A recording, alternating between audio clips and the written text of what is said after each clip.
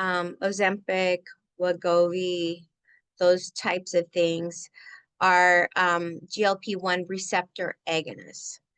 That means that they're not GLP-1, but they act on GLP-1 receptors to activate them, like GLP-1 does.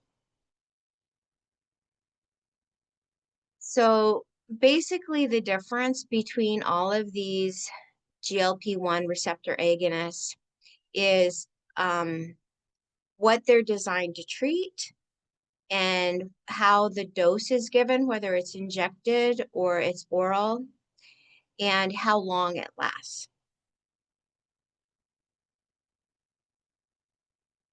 GLP-1 and GLP-1 receptor agonists they don't look the same. They look different. They're designed to be different. The pharmaceutical has substituted alanine to the alpha amino butyric acid at position 8.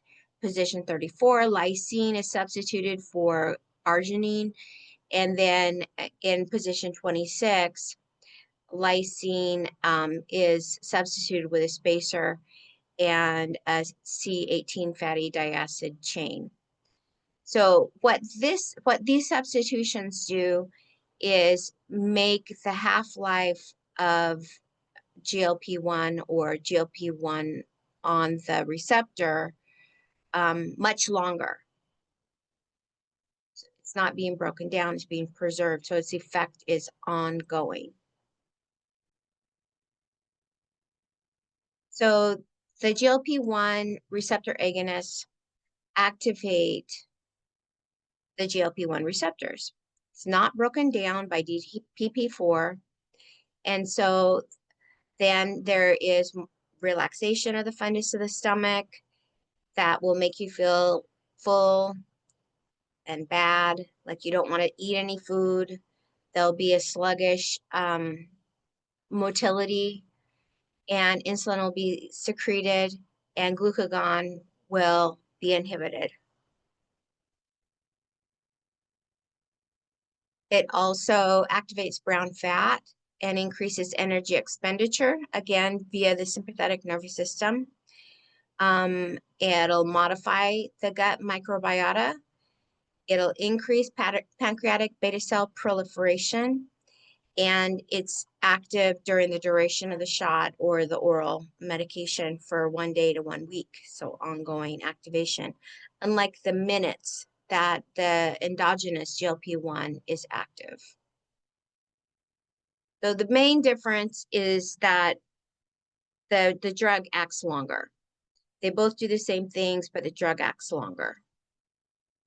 So when you eat food, GLP-1 is activated, and then almost immediately it's inhibited. It's broken down by DPP-4. With drugs, what'll happen is that you'll have that ongoing GLP-1 activation. And